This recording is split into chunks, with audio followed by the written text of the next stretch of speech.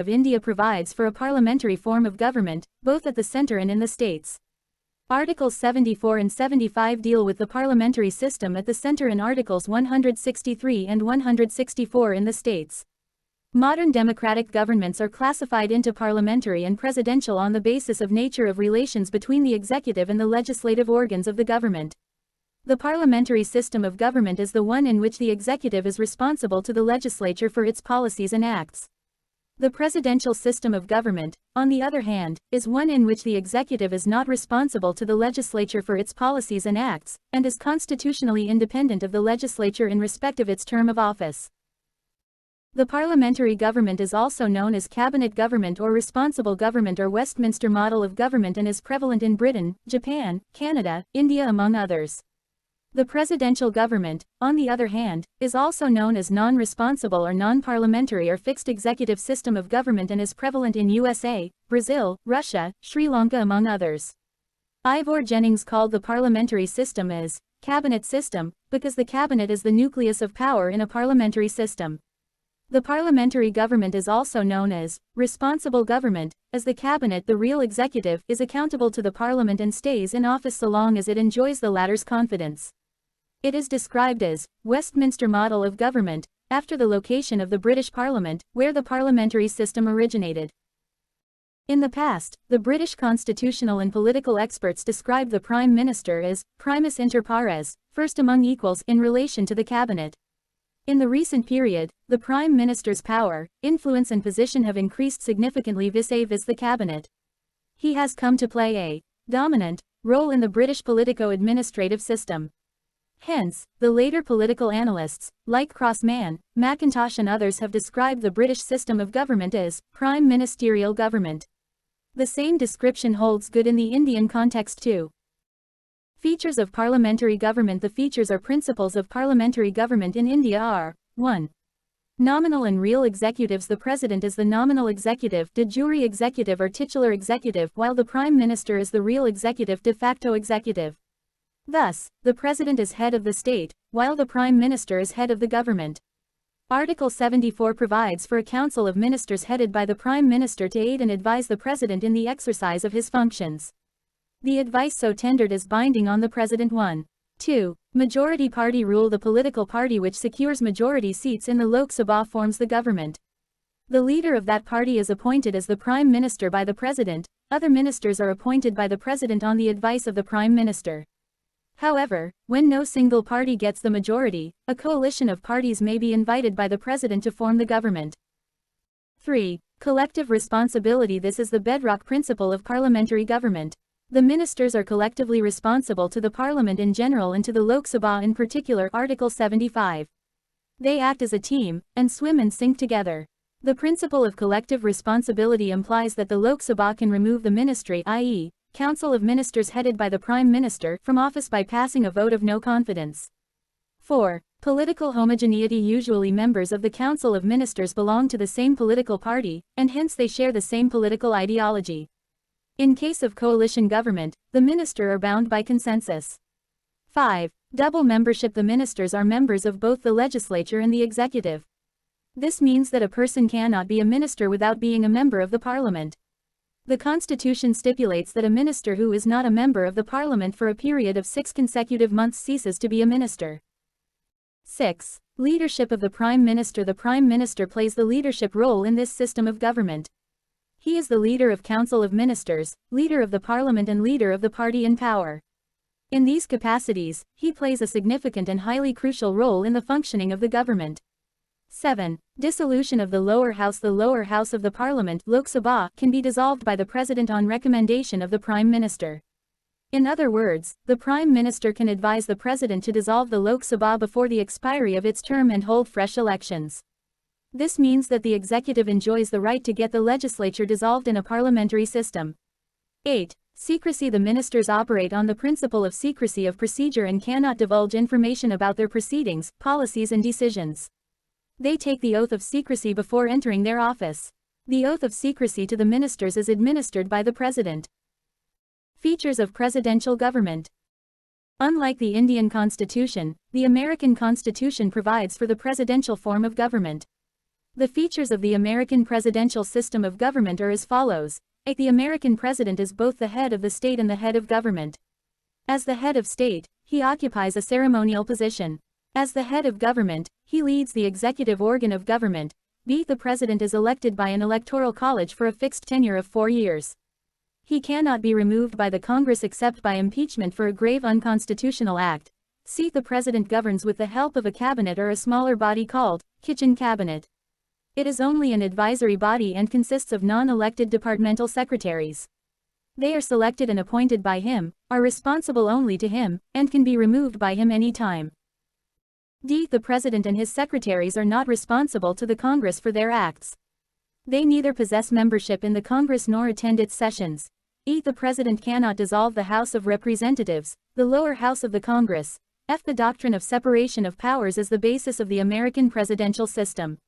The legislative, executive and judicial powers of the government are separated and vested in the 3 independent organs of the government. Merits of the parliamentary system. The parliamentary system of government has the following merits. 1. Harmony between legislature and executive. The greatest advantage of the parliamentary system is that it ensures harmonious relationship and cooperation between the legislative and executive organs of the government. The executive is a part of the legislature and both are interdependent at work. As a result, there is less scope for disputes and conflicts between the 2 organs. 2. Responsible government. By its very nature, the parliamentary system establishes a responsible government. The ministers are responsible to the parliament for all their acts of omission and commission.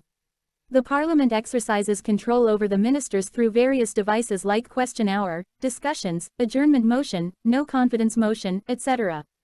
3. Prevents despotism. Under this system, the executive authority is vested in a group of individuals, council of ministers, and not in a single person. This dispersal of authority checks the dictatorial tendencies of the executive. Moreover, the executive is responsible to the parliament and can be removed by a no-confidence motion. 4. Ready alternative government. In case the ruling party loses its majority, the head of the state can invite the opposition party to form the government. This means an alternative government can be formed without fresh elections. Hence, Dr. Jennings says, the leader of the opposition is the alternative prime minister. 5. Wide representation. In a parliamentary system, the executive consists of a group of individuals, i.e., ministers who are representatives of the people. Hence, it is possible to provide representation to all sections and regions in the government. The prime minister, while selecting his ministers, can take this factor into consideration. Demerits of the parliamentary system. In spite of the above merits, the parliamentary system suffers from the following demerits. 1. Unstable government. The parliamentary system does not provide a stable government. There is no guarantee that a government can survive its tenure. The ministers depend on the mercy of the majority legislators for their continuity and survival in office. A no-confidence motion or political defection or evils of multi-party coalition can make the government unstable. The government headed by Morarji Desai, Sharan Singh, VP Singh, Chandra Sekhar, Deva Gowda and IK Gujral are some such examples. 2. No continuity of policies. The parliamentary system is not conducive for the formulation and implementation of long-term policies. This is due to the uncertainty of the tenure of the government. A change in the ruling party is usually followed by changes in the policies of the government. For example, the Janata government headed by Morarji Desai in 1977 reversed a large number of policies of the previous Congress government. The same was repeated by the Congress government after it came back to power in 1980. 3. Dictatorship of the cabinet. When the ruling party enjoys absolute majority in the parliament, the cabinet becomes autocratic and exercises nearly unlimited powers. H. J. Losky says that the parliamentary system gives the executive an opportunity for tyranny. Ramsay Muir, the former British Prime Minister, also complained of the dictatorship of the cabinet, too. This phenomena was witnessed during the era of Indira Gandhi and Rajiv Gandhi. 4. Against separation of powers. In the parliamentary system, the legislature and the executive are together and inseparable. The cabinet acts as the leader of legislature as well as the executive. As Bagheho point out, the cabinet is a hyphen that joins the buckle that binds the executive and legislative departments together. Hence, the whole system of government goes against the letter and spirit of the theory of separation of powers. 3. In fact, there is a fusion of powers. 5. Government by amateurs. The parliamentary system is not conducive to administrative efficiency as the ministers are not experts in their fields. The Prime Minister has a limited choice in the selection of ministers. His choice is restricted to the members of Parliament alone and does not extend to external talent. Moreover, the ministers devote most of their time to parliamentary work, cabinet meetings and party activities. Now, let us compare the parliamentary and presidential systems in terms of their features, merits and demerits. Table 12.1 Comparing Parliamentary and Presidential Systems. Parliamentary System Features, Presidential System Features. 1. Dual executive. 2. Majority party rule. 3. Collective responsibility. 4. Political homogeneity. 5. Double membership. 6. Leadership of Prime Minister. 7. Dissolution of Lower House. 8. Fusion of powers. 1. Single executive. 2. President and legislators elected separately for a fixed term. 3. Non-responsibility. 4. Political homogeneity may not exist. 5. Single membership. 6. Domination of President. 7. No dissolution of Lower House. 8. Separation of powers. Merits. 1. Harmony between legislature and executive. 2. Responsible government. 3. Prevents despotism. 4. Wide representation. Demerits. 1. Conflict between legislature and executive. 2. Non-responsible government. 3. May lead to autocracy. 4. Narrow representation. Demerits. 1. Unstable government. 2. No continuity of policies. 3. Against separation of powers. 4. Government by amateurs. Merits. 1. Stable government. 2. Definiteness in policies. 3. Based on separation of powers. 4. Government by experts. Reasons for adopting parliamentary system. A plea was made in favor of U.S. presidential system of government in the Constituent Assembly. 4. But, the Founding Fathers preferred the British parliamentary system due to the following reasons. 1. Familiarity with the system. The constitution makers were somewhat familiar with the parliamentary system as it had been in operation in India during the British rule. K.M. Munshi argued that, for the last 30 or 40 years, some kind of responsibility has been introduced in the governance of this country. Our constitutional traditions have become parliamentary. After this experience, why should we go back and buy a novel experience? 5.2. Preference to more responsibility. Dr. B.R. Ambedkar pointed out in the Constituent Assembly that, a democratic executive must satisfy two conditions, stability and responsibility. Unfortunately, it has not been possible so far to devise a system which can ensure both in equal degree. The American system gives more stability but less responsibility. The British system, on the other hand, gives more responsibility but less stability. The draft constitution in recommending the parliamentary system of executive has preferred more responsibility to more stability. 6.3. Need to avoid legislative, executive conflicts. The framers of the Constitution wanted to avoid the conflicts between the legislature and the executive which are bound to occur in the presidential system prevalent in USA. They thought that an infant democracy could not afford to take the risk of a perpetual cleavage, feud or conflict or threatened conflict between these two organs of the government. They wanted a form of government that would be conducive to the manifold development of the country. 4. Nature of Indian society. India is one of the most heterogeneous states and most complex plural societies in the world. Hence, the constitution makers adopted the parliamentary system as it offers greater scope for giving representation to various sections, interests and regions in the government. This promotes a national spirit among the people and builds a united India. Whether the parliamentary system should be continued or should be replaced by the presidential system has been a point of discussion and debate in our country since the 1970s.